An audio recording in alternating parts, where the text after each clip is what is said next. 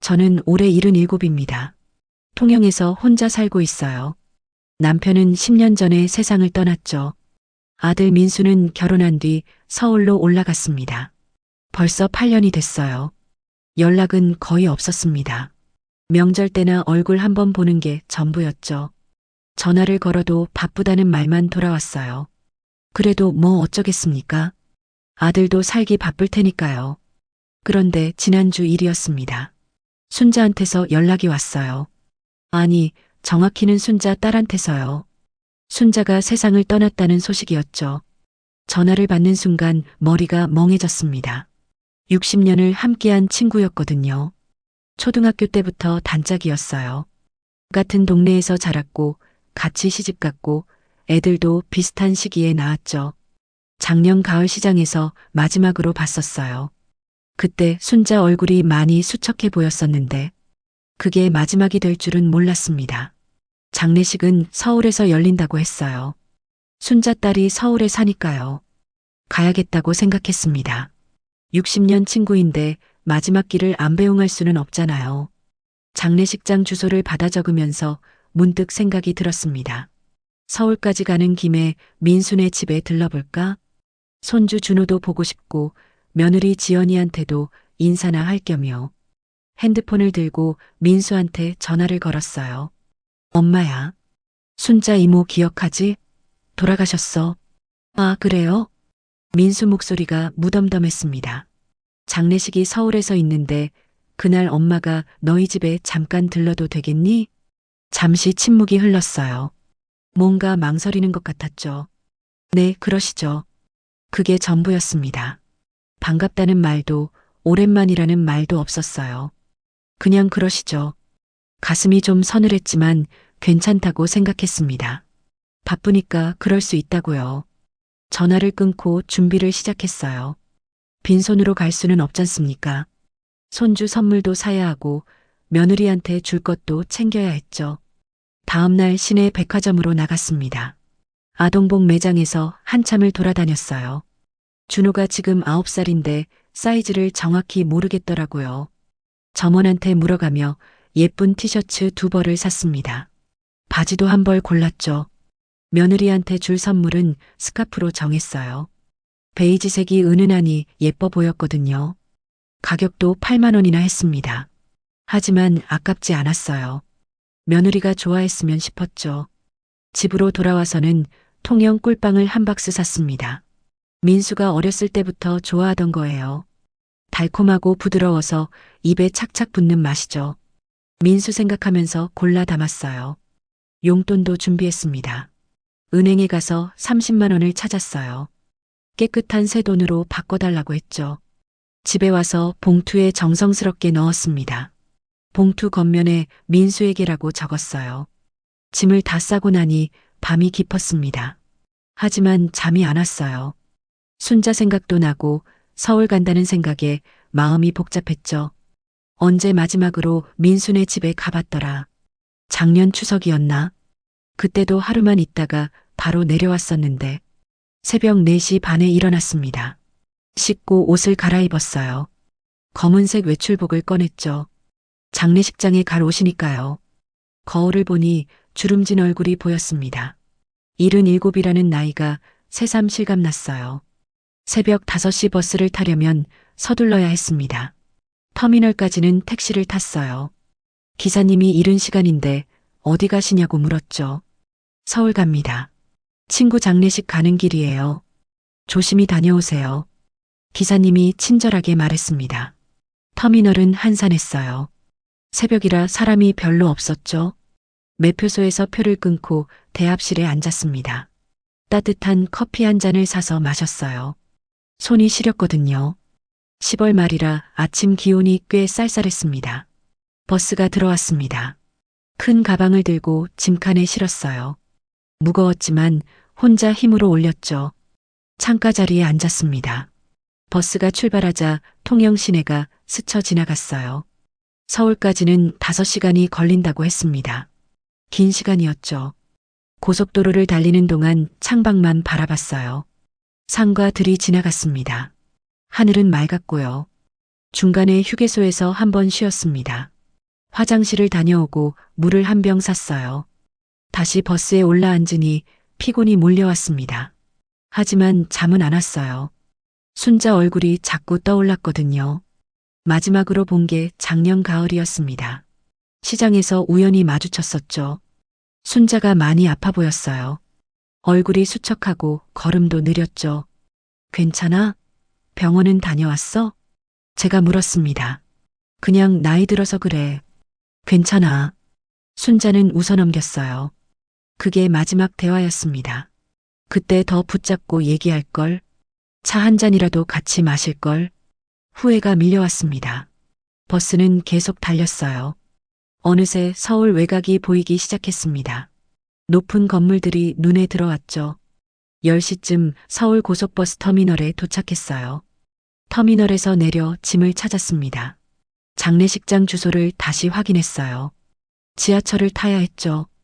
표를 사고 플랫폼으로 내려갔습니다. 장례식장은 큰 병원 안에 있었어요. 찾아가는데 한참 걸렸죠. 길을 몰라서 사람들한테 여러 번 물어봤습니다. 복도를 따라 걷다가 드디어 빈소를 찾았어요. 문을 열고 들어갔습니다. 영정 사진이 보였어요. 순자였습니다. 환하게 웃고 있는 얼굴이었죠. 그 웃음을 보는 순간 눈물이 핑 돌았습니다. 절을 올렸어요. 순자 딸도 만났습니다. 많이 지쳐 보였어요. 빨갛게 부은 눈으로 저를 보더니 고맙다고 했죠. 이모, 멀리서 와주셔서 고맙습니다.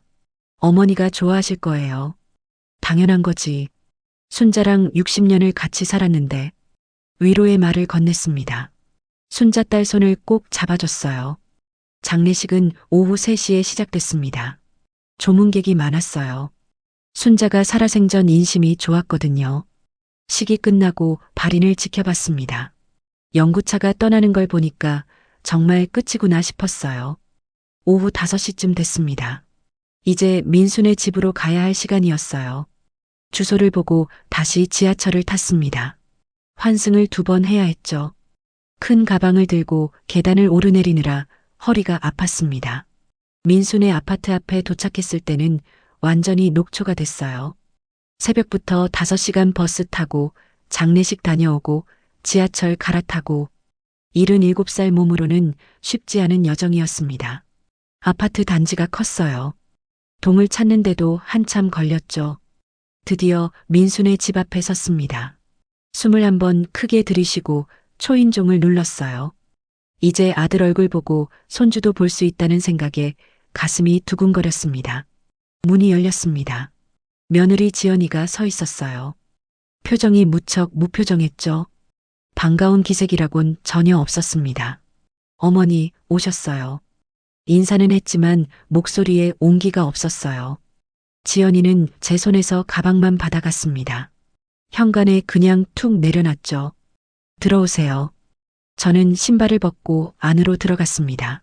거실이 넓었어요. 깨끗하게 정리돼 있었죠.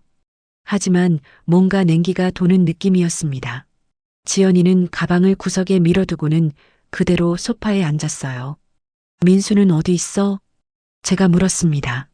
아직 퇴근 전이에요. 지연이가 짧게 대답했죠. 그리고는 휴대폰만 들여다봤습니다. 저한테는 앉으라는 말도 없었어요. 준호는 방에 있어요. 역시 짧은 대답이었습니다. 지연이는 계속 휴대폰만 봤어요. 저는 어색하게 서 있다가 조심스럽게 소파 한쪽에 앉았습니다. 손주 방 쪽을 보니 문이 꼭 닫혀 있었어요. 안에서 무슨 소리가 희미하게 들렸죠. 태블릿 보는 소리 같았습니다. 시계를 보니 5시 10분이었어요. 배가 고팠습니다. 새벽에 커피 한 잔 마시고 버스에서 김밥 한 줄 먹은 게 전부였거든요. 장례식장에서도 제대로 못 먹었고요. 저기 지연아, 나 좀 배고픈데 혹시 먹을 게 좀 있을까? 조심스럽게 말했습니다. 지연이는 휴대폰에서 눈도 떼지 않고 대답했어요. 냉장고에 반찬 있어요. 그게 다였습니다. 일어나서 뭘 차려준다거나 같이 먹자거나 하는 말이 없었죠. 저는 당황스러웠어요. 새벽부터 5시간 버스 타고 친구 장례식 다녀오고 또 지하철 갈아타며 여기까지 왔는데요. 잠시 후 지연이가 벌떡 일어나더니 주방으로 갔습니다. 뭔가 꺼내는 소리가 들렸어요. 라면이었습니다. 식탁 위에 라면 하나를 툭 놨죠. 어머니, 끓이실 수 있으시죠? 지연이가 물었습니다. 라면을 끓이라는 거였어요. 응, 그래. 제가 대답했습니다. 뭐라고 더 말할 수가 없었어요. 저 좀 누워 있어야 해서요. 몸이 안 좋아서. 지연이는 그 말만 남기고 안방으로 들어가 버렸습니다. 문 닫는 소리가 딱 들렸어요. 저는 멍하니 식탁에 놓인 라면을 바라봤습니다. 안성탕면이었어요. 77살 시어머니한테 라면을 끓이라고요. 가슴이 답답했습니다. 하지만 어쩔 수 없었어요. 배는 고프니까요. 부엌으로 가서 냄비를 꺼냈습니다. 물을 올리고 라면을 넣었죠. 스프를 뜯어 넣으니 익숙한 냄새가 났어요. 라면이 끓는 동안 냉장고를 열어봤습니다. 안에는 반찬이 가득했어요. 김치도 있고 나물도 여러 종류가 있었죠. 멸치볶음, 계란말이, 콩자반까지요. 과일도 많았습니다. 사과며 포도며 싱싱한 게 그득했어요. 그런데 아무것도 안 꺼내줬던 겁니다. 냉장고 문을 닫았어요. 가슴이 서늘했죠. 라면을 그릇에 담았습니다. 식탁에 앉아 혼자 먹기 시작했어요. 목으로 넘어가질 않았습니다. 맛이 없었어요.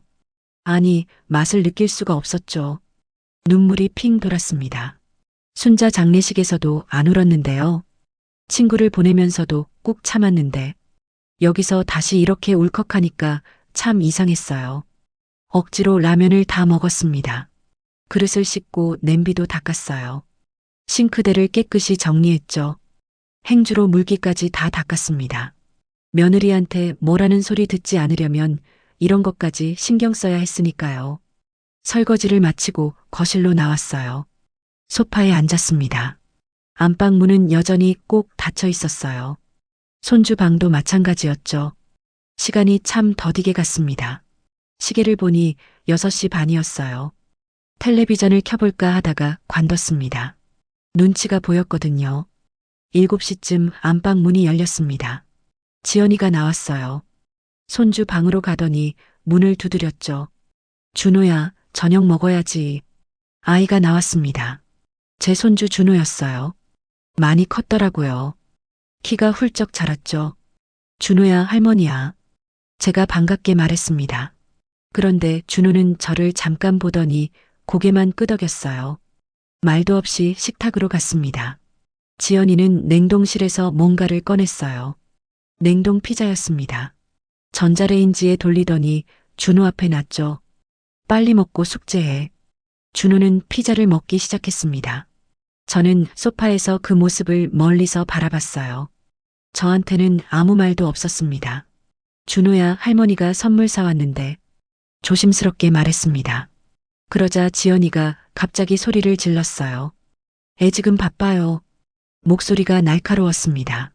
저는 깜짝 놀랐어요. 준호도 놀란 듯 저를 쳐다봤죠.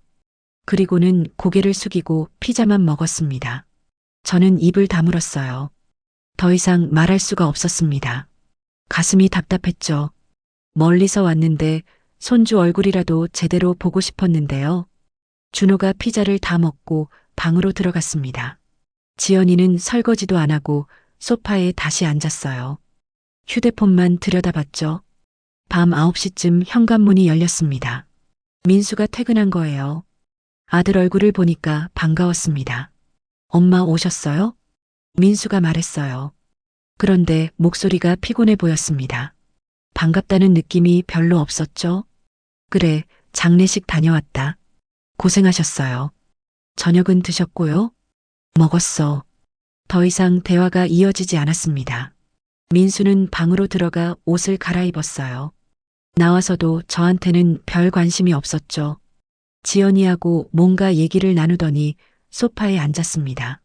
텔레비전을 켰어요. 뉴스가 나왔습니다. 저는 소파 한쪽 끝에 조용히 앉아 있었어요.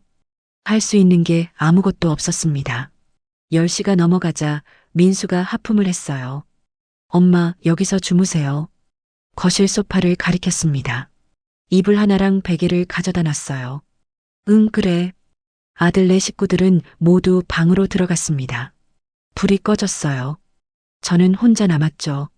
소파에 이불을 펴고 누웠습니다. 이불이 얇았어요. 베개도 딱딱했죠. 몸이 이곳저곳 쑤셨습니다.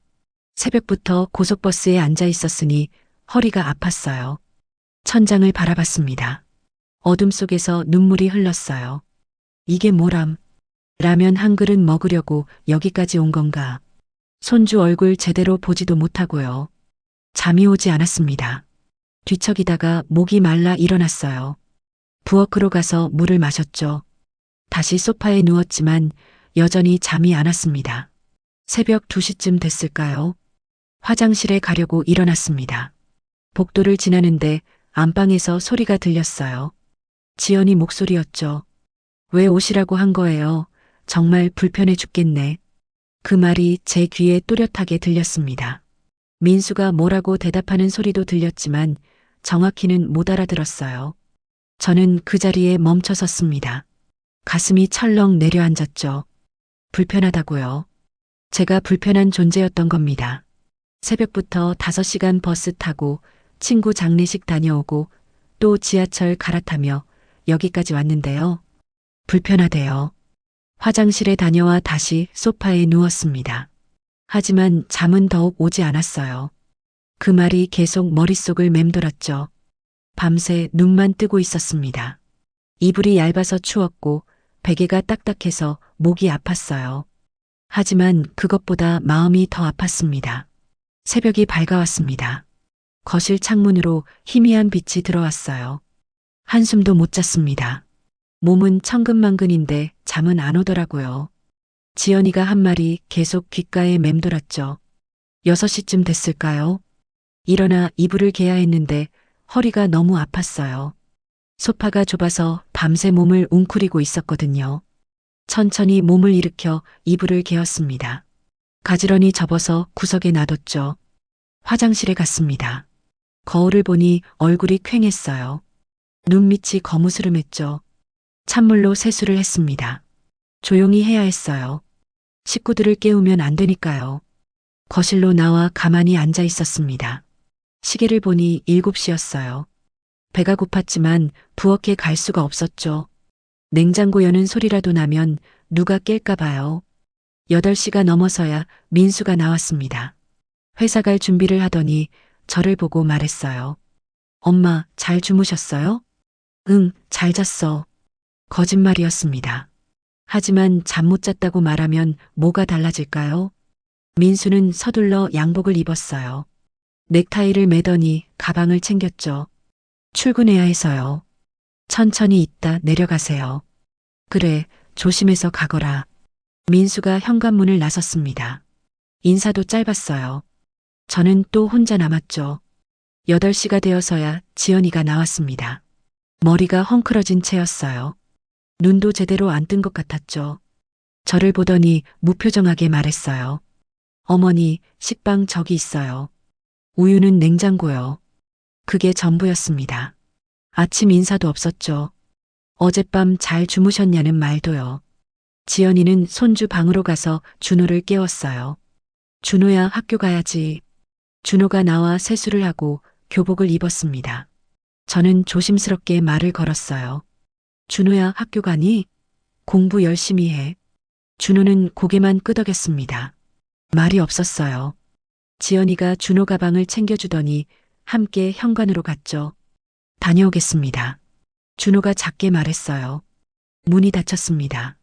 지연이가 준호를 학교에 데려다 주러 간 거였죠. 저는 다시 혼자가 됐어요.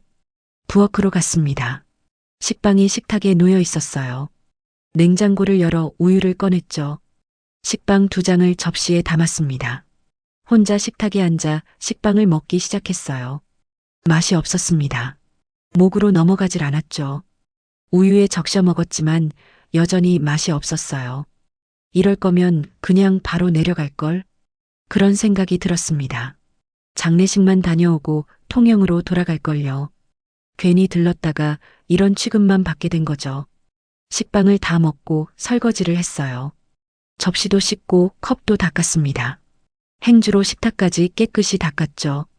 거실로 나와 짐을 싸기 시작했습니다. 가방을 열어 옷가지를 챙겼어요. 어제 가져온 것들을 다시 넣었죠. 손주 선물로 준비한 옷은 테이블 위에 그대로 있었습니다.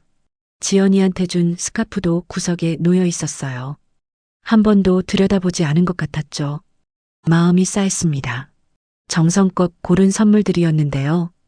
백화점에서 한참을 고민하며 샀던 건데 아무도 관심이 없었어요. 짐을 다 싸고 나니 10시쯤 됐습니다. 현관문이 열렸어요. 지연이가 돌아왔죠. 제 가방을 보더니 물었어요. 벌써 가세요? 응, 그래야 할 것 같아서. 그러세요. 더 이상 말이 없었습니다. 만류하지도 않았어요. 오히려 다행이라는 표정이었죠. 지연이는 그대로 안방으로 들어가 버렸습니다. 방문이 닫혔어요. 저는 현관에서 신발을 신었습니다. 테이블을 보니 어제 놓았던 용돈 봉투가 없었어요. 30만 원이 들어있던 봉투요. 이미 사라져 있었습니다. 언제 가져갔는지 모르겠더라고요. 가슴이 답답했습니다. 용돈은 받아놓고 제대로 된 밥 한 끼도 안 차려준 거예요. 라면이랑 식빵이 전부였죠. 가방을 들고 현관문을 열었습니다. 복도에 나와 그 집을 돌아봤어요. 제 아들이 사는 집인데 남의 집 같았습니다. 아니, 남의 집보다 못했어요. 남의 집이라도 하룻밤 묵으면 아침 식사 정도는 차려주잖아요. 엘리베이터를 탔습니다. 거울에 비친 제 모습이 초라해 보였어요. 주름진 얼굴에 피곤한 눈빛이었죠. 아파트를 나와 버스 정류장으로 갔습니다. 서울역까지 가는 버스를 탔어요. 창밖을 보며 생각했죠. 어제 올 때는 그래도 기대가 있었어요. 손주도 보고 며느리랑 얘기도 나누고 아들이랑 밥이라도 같이 먹을 줄 알았죠. 하지만 아무것도 없었습니다. 라면 한 그릇 끓여 먹고 식빵 2장 먹고 소파에서 한숨도 못 자고 그게 전부였어요. 서울역에 도착했습니다. 고속버스 터미널로 가서 통영행표를 샀어요. 10시 30분 버스였죠. 대합실에 앉아 출발 시간을 기다렸습니다. 주변에 사람들이 많았어요. 가족끼리 온 사람들도 있었죠.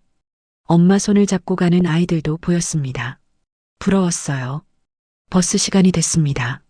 짐을 싣고 자리에 앉았어요. 이번에도 참가였죠.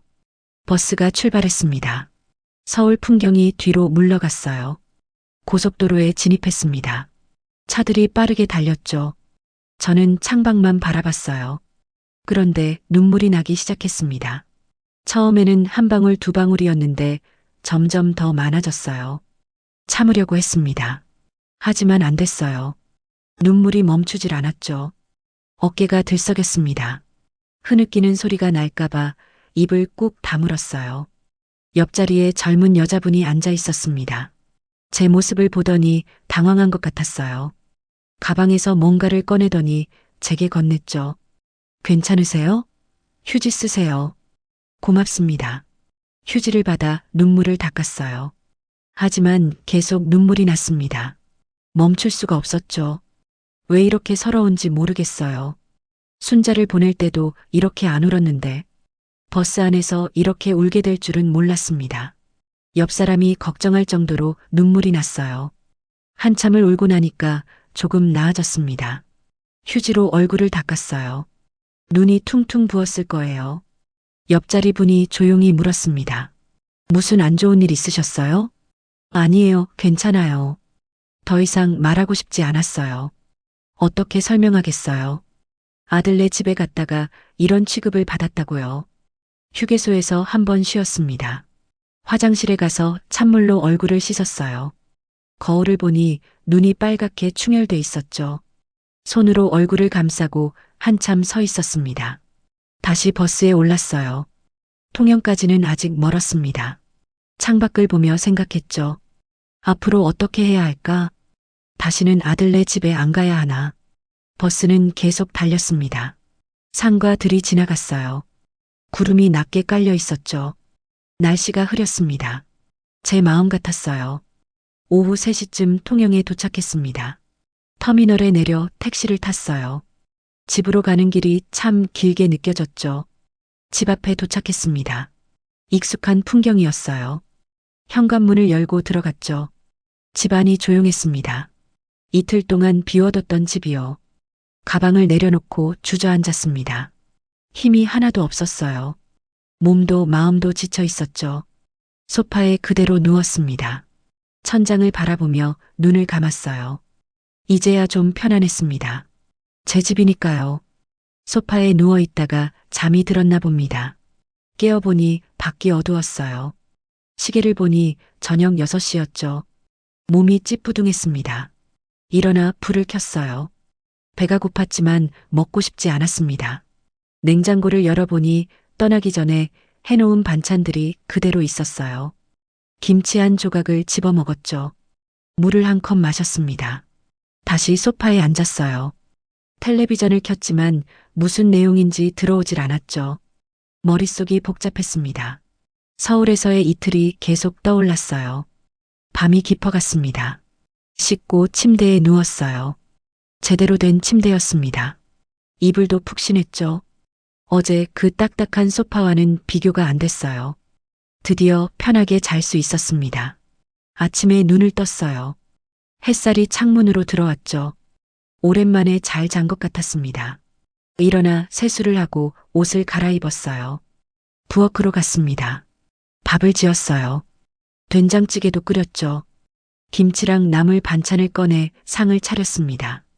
혼자 먹는 아침이었지만 그래도 제대로 된 밥상이었어요. 식사를 마치고 설거지를 했습니다. 그리고 청소를 시작했어요. 이틀 동안 비워둬서 먼지가 쌓였거든요. 걸레질을 하고 방안을 정리했죠. 오후에는 동네 친구 영숙이한테 전화를 했습니다. 순자 장례식 얘기를 해야 할 것 같았어요. 영숙아, 나야. 언제 왔어? 서울 잘 다녀왔어? 응, 어제 왔어. 순자 마지막 길 잘 보내줬어. 그랬구나. 서울 가서 아들네도 들렀다며? 응. 더 이상 말하고 싶지 않았습니다. 영숙이가 물었어요. 손주 얼굴은 봤어? 봤어. 많이 컸더라. 아들네가 잘해줬어? 잠시 말이 막혔습니다. 뭐라고 답해야 할까요? 그냥 그랬어. 그래. 뭔가 있었구나. 영숙이는 눈치가 빨랐습니다. 제 목소리만 들어도 알아채더라고요. 나중에 봐서 얘기해 줄게. 그래, 알았어. 전화를 끊었습니다. 영숙이한테도 말하기 싫었어요. 창피했거든요. 며칠이 지났습니다. 혼자 조용히 지냈어요. 장을 보러 시장에 갔다가 이웃들을 만났죠. 인사를 나누며 살았습니다. 평소와 다를 게 없는 일상이었어요. 그런데 일주일쯤 지났을 때였습니다. 민수한테 전화가 왔어요. 아들이 먼저 전화를 한 건 정말 오랜만이었죠. 엄마, 저예요. 그래, 무슨 일이니? 그때 주신 돈 고맙게 잘 썼어요. 용돈 얘기였습니다. 30만 원이요. 고맙게 잘 썼다는 말을 듣는 순간 뭔가 치밀어 올랐어요. 용돈은 받아놓고 라면 한 그릇도 제대로 안 끓여준 게 떠올랐죠. 그래, 잘 썼으면 됐다. 네, 필요한데 유용하게 썼어요. 준호 학원비 보태고요. 민수 목소리는 밝았습니다. 용돈을 받아서 기분이 좋은 거겠죠. 하지만 저는 기분이 안 좋았어요. 그래, 준호한테 잘 써.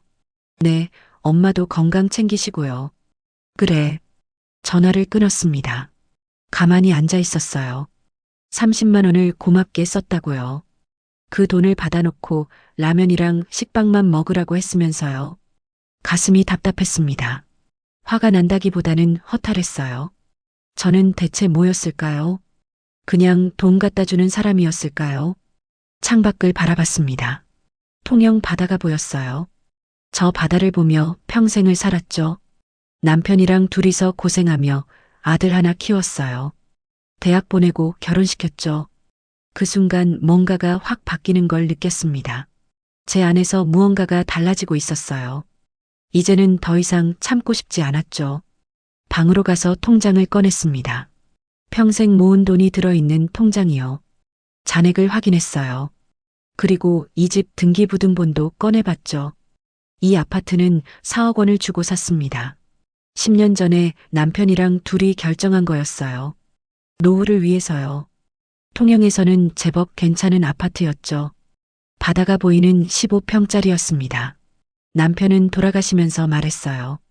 이 집은 나중에 민수한테 주라고요. 아들이 잘 쓸 거라고요. 저도 그럴 생각이었습니다. 제가 죽으면 민수가 이 집을 물려받을 거라고 생각했죠. 그런데 지금은 생각이 달랐습니다.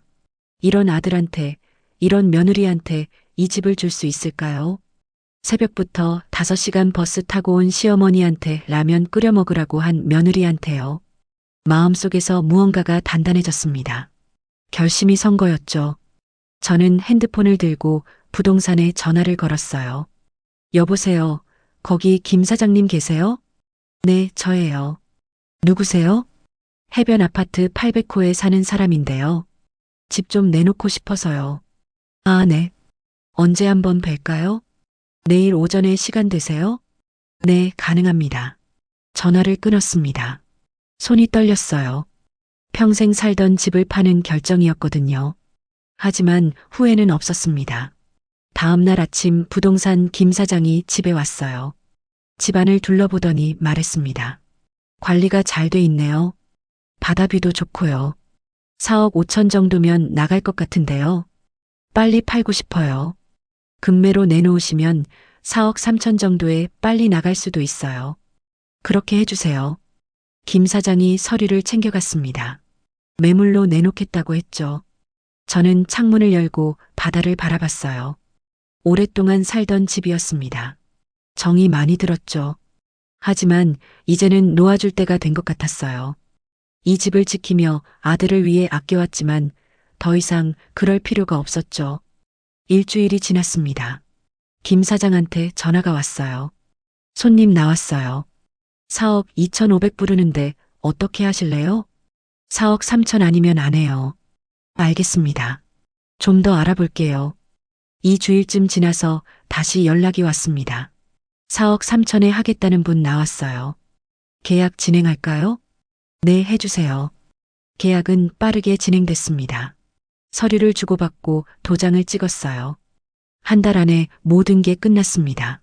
4억 3천만 원이 제 통장으로 들어왔죠. 수수료 떼고 나니 4억 2천만 원 정도였습니다. 통장을 보며 한참 생각했어요. 이 돈으로 뭘 할까? 아들한테 주려고 모았던 돈이었지만 이제는 제가 쓸 수 있는 돈이었습니다. 그날 밤 잠이 안 왔어요. 흥분됐거든요. 77살에 제 인생을 다시 시작하는 기분이었죠. 두렵기도 했지만 설레기도 했습니다.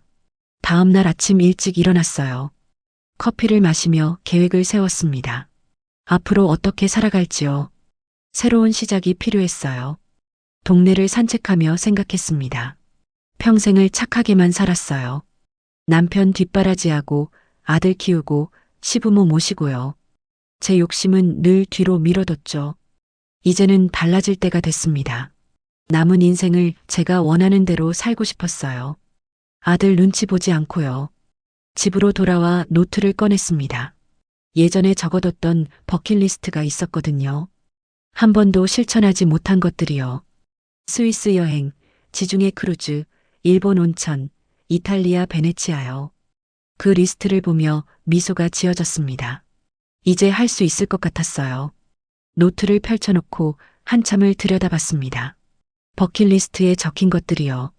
남편이 살아있을 때 함께 가보자고 했던 곳들이었어요. 하지만 늘 미뤘죠. 돈을 아껴야 했거든요.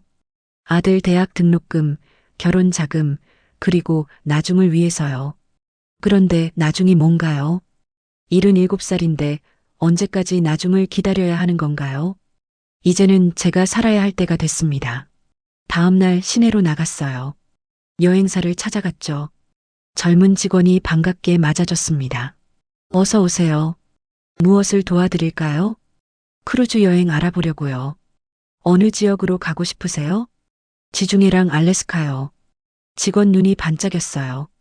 팸플릿을 여러 장 꺼내 보여줬죠. 지중해는 3주 코스가 인기가 많아요. 이탈리아, 그리스, 스페인을 다 둘러볼 수 있거든요. 그거로 할게요. 알래스카는요? 알래스카는 2주 코스가 좋습니다. 빙하도 보고 야생동물도 관찰할 수 있어요. 2개 다 예약하고 싶은데요. 직원이 놀란 표정을 지었습니다. 77살 할머니가 크루즈를 2개나 예약한다고 하니까 의외였나 봐요. 정말요? 대단하시네요. 돈은 얼마나 들어요? 계산기를 두드리더니 금액을 알려줬습니다. 생각보다 많이 나왔어요. 하지만 상관없었죠. 돈은 있었으니까요. 카드로 결제할게요. 네, 감사합니다. 계약서에 사인을 했습니다. 지중해 크루즈는 다음 달 출발이었어요. 알래스카는 그 다음 달이었죠. 두근거렸습니다. 정말로 가는구나 싶었어요. 여행사를 나와 다른 여행사로 갔습니다. 개별 여행도 알아봐야 했거든요. 스위스랑 일본 온천 여행 상품 있나요? 네, 있습니다. 스위스 알프스 투어 일주일 코스를 예약했어요. 일본 온천 여행도 사흘 코스로 잡았죠.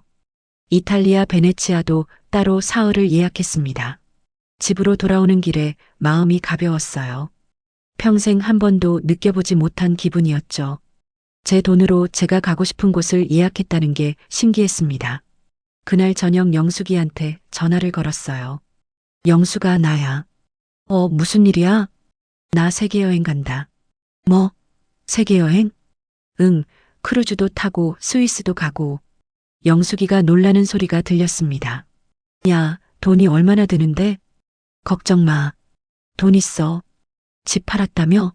그 돈으로? 응. 민수는 알아? 아직 모를걸. 영숙이가 한숨을 쉬었어요. 아들이 알면 난리 날 텐데. 상관없어. 내 돈이야. 그래도 그렇지. 아들한테 물려줄 생각은 안 해? 안 해. 단호하게 말했습니다. 영숙이는 잠시 말이 없었어요. 무슨 일 있었지? 서울 갔다 와서 달라진 것 같아. 나중에 만나서 얘기해 줄게. 전화를 끊고 소파에 앉았습니다. 민수한테 언제 말해야 할까요? 집 판 건 이미 등기가 넘어갔으니 알 텐데요. 연락이 없는 걸 보니 아직 모르나 봐요. 일주일쯤 지났을 때였습니다. 민수한테 전화가 왔어요. 목소리가 급했습니다. 엄마, 집 팔았다던데 사실이에요? 역시 알았군요. 부동산에서 연락이 갔나 봐요. 그래, 팔았어. 왜요? 왜 그러세요? 엄마도 내 인생 좀 살아보고 싶구나. 무슨 말씀이세요? 민수 목소리가 높아졌어요. 뒤에서 며느리 지연이 소리도 들렸습니다. 어머니, 이건 너무하시는 거 아니에요? 지연이가 소리쳤습니다. 둘이 함께 있나 봐요. 미안하다. 엄마도 내 인생 좀 살아보고 싶구나. 77살인데 언제 살아보겠니? 그래도 상의는 하셔야죠. 지연이 목소리가 날카로웠습니다. 상해? 내 집인데 상의를 왜 해? 저희가 물려받을 집이잖아요. 그 말에 웃음이 나왔어요. 물려받을 집이래요. 당연하게 생각하고 있었던 거예요. 누가 물려준다고 했니? 어머니. 민수가 다시 전화기를 받았습니다. 엄마, 그 돈으로 저희 집 넓은 데로 옮기려고 했는데 제 돈으로 자기네 집을 옮기려고 했대요. 제 허락도 없이요. 다 계획 세워놨다고요. 준호방도 따로 주고 서재도 만들고요. 민수가 다급하게 말했습니다. 계획까지 다 세워놨다니 기가 찼어요.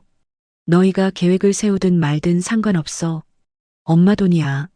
엄마, 우리 가족인데 이러시면 어떡해요. 가족? 그 단어가 웃겼습니다. 가족이라면서 라면 끓여 먹으라고 했던 사람들이요. 너희한테 30만 원 줬을 때 라면이라도 맛있게 끓여줬으면 생각이 달랐을 거야. 엄마, 그게 그렇게 서운하셨어요? 민수 목소리가 당황스러워 보였어요. 그냥 며느리가 좀 아팠던 거예요. 그래, 며느리는 아팠겠지. 그런데 엄마는? 엄마는요?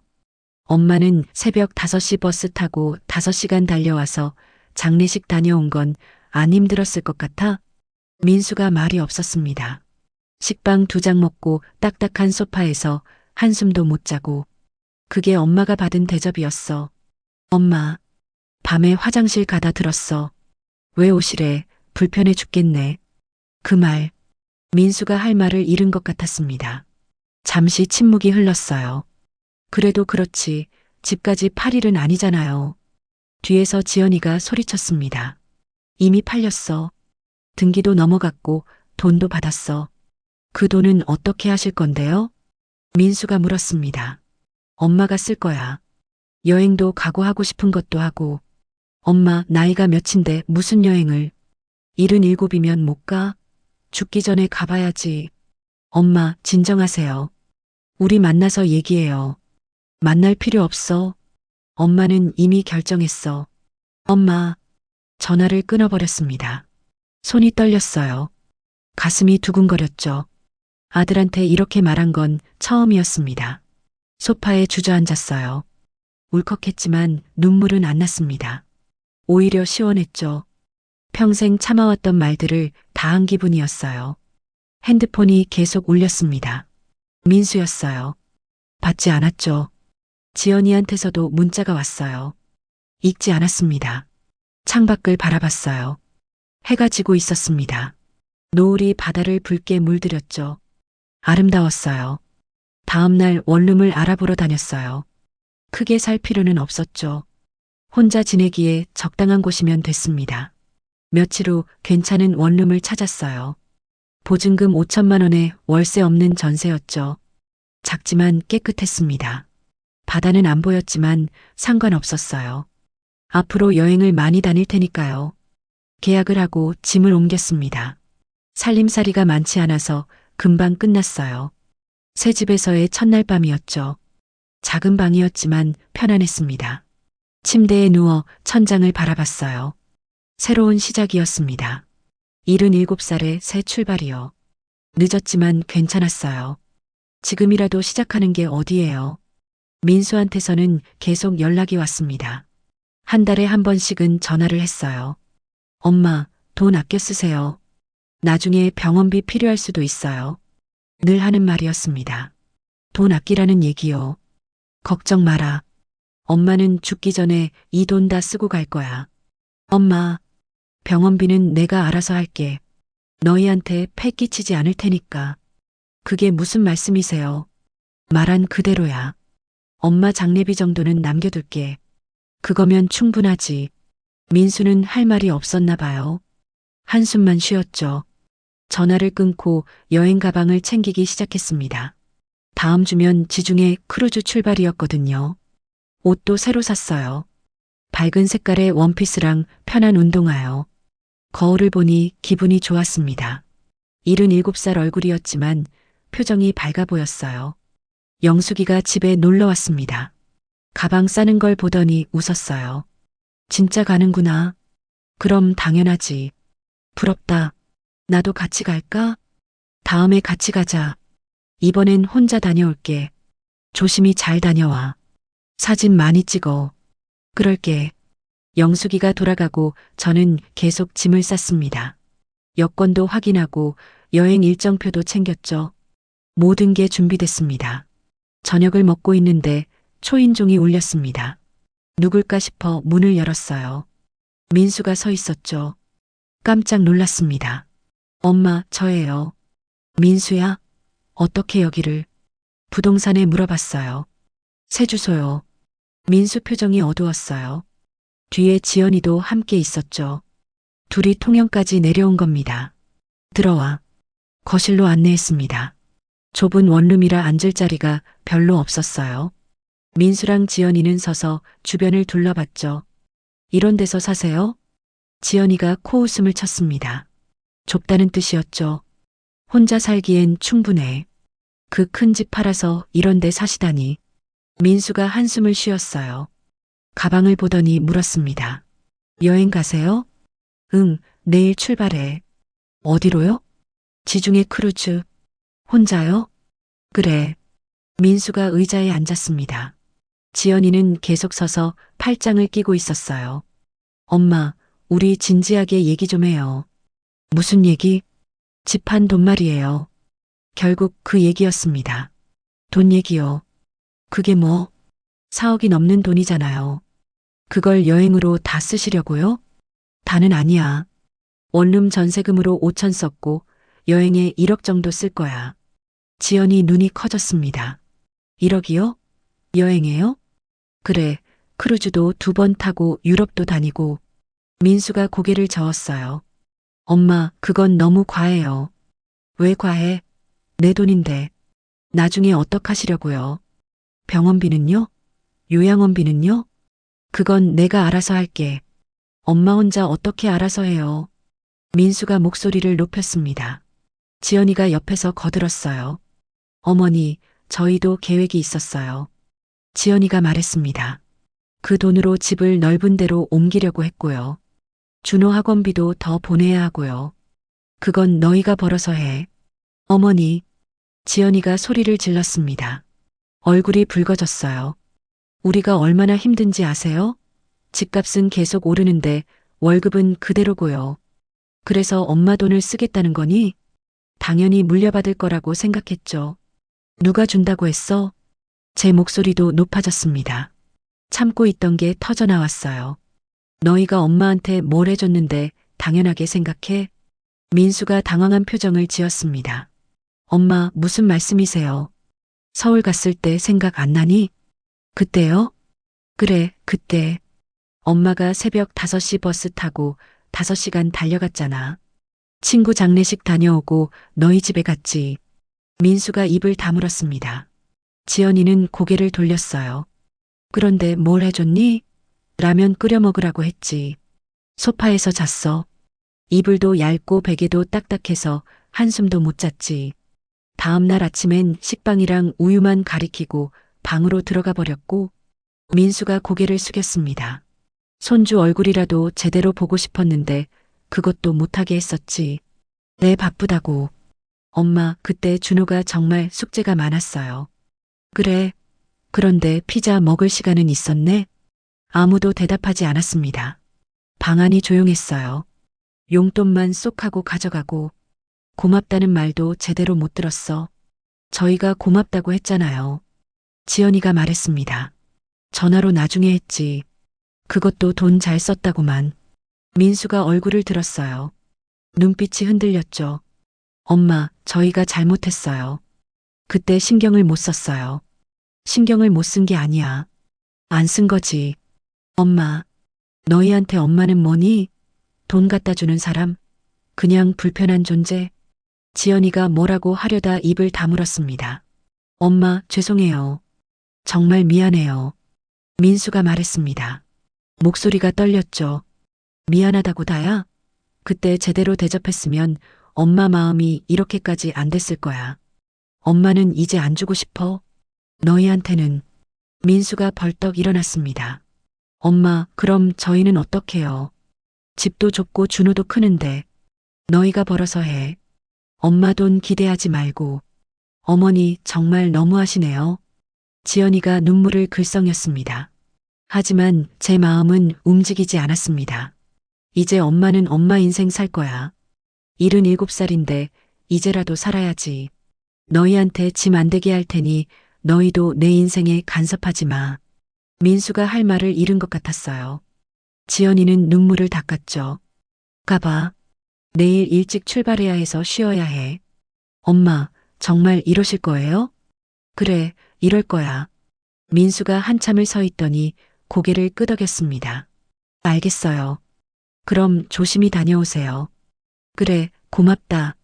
둘이 문을 나갔습니다. 현관문이 닫히는 소리가 들렸어요. 저는 소파에 주저앉았습니다. 창밖을 바라봤어요.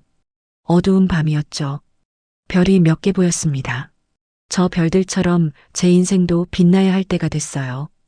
핸드폰이 울렸습니다. 민수였어요. 받지 않았죠. 문자가 왔습니다. 엄마, 다시 한번 생각해 주세요. 저희는 엄마를 사랑해요. 문자를 읽고 지웠습니다. 사랑한다는 말이 공허했어요. 진짜 사랑했다면 그날 라면 끓이라고 하진 않았겠죠. 침대에 누웠습니다. 내일이면 새로운 세상이 시작돼요. 지중해의 푸른 바다를 볼 거예요. 그리스의 하얀 집들도 보고 이탈리아의 아름다운 거리도 걸을 거죠.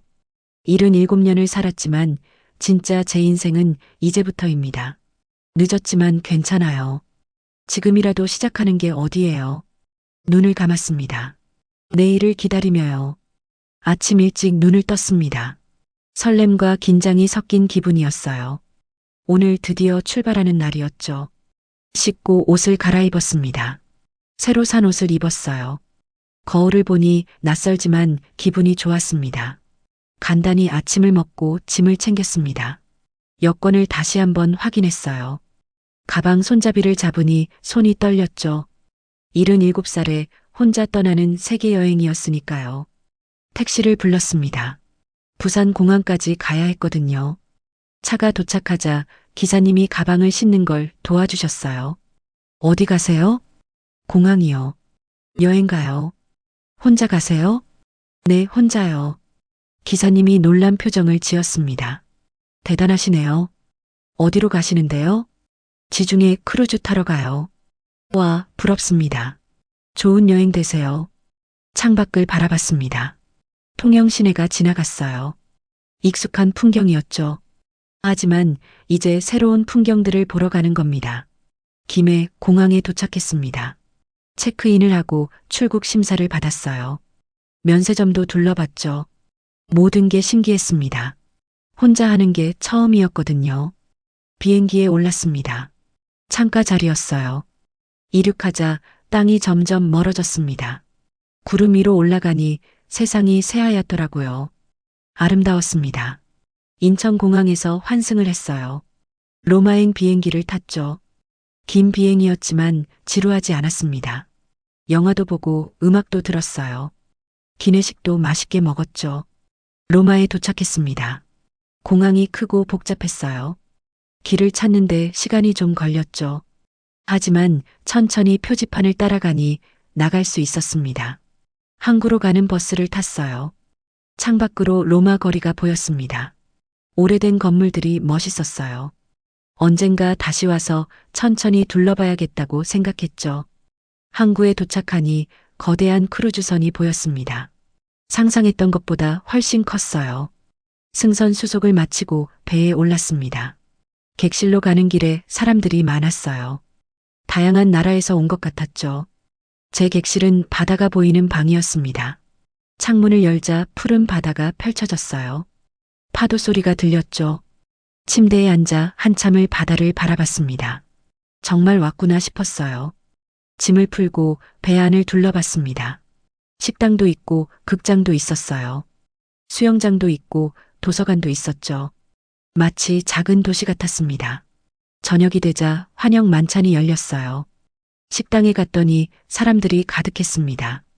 혼자 온 사람은 별로 없는 것 같았어요. 대부분 부부나 가족이었죠. 테이블에 앉았습니다. 옆 테이블에 한국 사람들이 있었어요. 인사를 나눴죠. 혼자 오셨어요? 한 아주머니가 물었습니다. 네, 혼자요. 대단하시네요. 저는 남편이랑 왔어요. 좋으시겠어요. 여행 자주 다니세요? 아니요, 처음이에요. 이렇게 먼 곳은요? 그래요? 용기 내셔서 오신 거네요. 네, 77살인데 이제라도 살아봐야죠. 아주머니가 웃었습니다. 멋지세요. 저도 그렇게 살고 싶어요. 음식이 나왔어요. 맛있었습니다. 오랜만에 제대로 된 식사를 한 것 같았어요. 코스 요리가 하나씩 나올 때마다 감탄했죠. 식사 후 갑판으로 올라갔습니다. 밤바다가 아름다웠어요. 별이 쏟아질 것처럼 많았죠. 바람이 시원하게 불었습니다. 핸드폰을 꺼냈어요.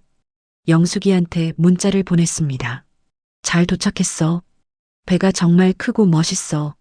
내일부터 본격적으로 여행 시작이야. 금방 답장이 왔습니다. 그래, 좋겠다. 사진 많이 찍어서 보여줘. 조심히 잘 다녀와. 응, 고마워. 객실로 돌아와 침대에 누웠습니다. 창밖으로 달빛이 들어왔어요. 파도 소리가 자장가 같았죠. 평생 이런 경험을 못 해봤습니다. 남편이랑도 아들이랑도요. 늘 다른 사람 챙기느라 제 욕심은 뒤로 미뤘었죠. 하지만 이제는 달랐습니다. 제가 원하는 걸 하고 있었어요. 다음 날 아침 일찍 일어났습니다. 갑판으로 나가니 해가 떠오르고 있었어요. 바다 위로 붉은 햇살이 퍼졌죠. 숨이 멎을 것처럼 아름다웠습니다. 첫 기항지는 그리스 산토리니였어요. 하얀 집들이 절벽 위에 줄지어 서 있었죠. 파란 지붕의 교회들이 보였습니다. 사진으로만 보던 풍경이 눈앞에 있었어요. 마을을 걸었습니다. 좁은 골목길이 미로 같았어요. 카페도 들어가고 기념품 가게도 둘러봤죠. 사람들이 친절했습니다. 점심은 바다가 보이는 식당에서 먹었어요. 그리스 음식이었죠. 신선한 생선 요리가 맛있었습니다. 혼자 먹는 식사였지만 외롭지 않았어요. 오후에는 다시 배로 돌아왔습니다. 피곤했지만 기분이 좋았어요. 객실에서 쉬면서 오늘 찍은 사진들을 봤죠. 웃음이 났습니다. 저녁에 민수한테 전화가 왔어요. 받을까 말까 고민하다가 받았습니다. 엄마, 저예요. 그래. 어디세요? 지중해 배 위야. 정말 가셨구나. 민수 목소리가 복잡해 보였어요. 엄마, 돈 아껴 쓰세요. 나중에 병원비 필요할 수도 있어요. 또 그 얘기였습니다. 걱정 마라. 엄마는 죽기 전에 이 돈 다 쓰고 갈 거야. 엄마, 병원비는 내가 알아서 할게. 너희한테 패 끼치지 않을 테니까. 그게 무슨 말씀이세요? 있는 그대로야.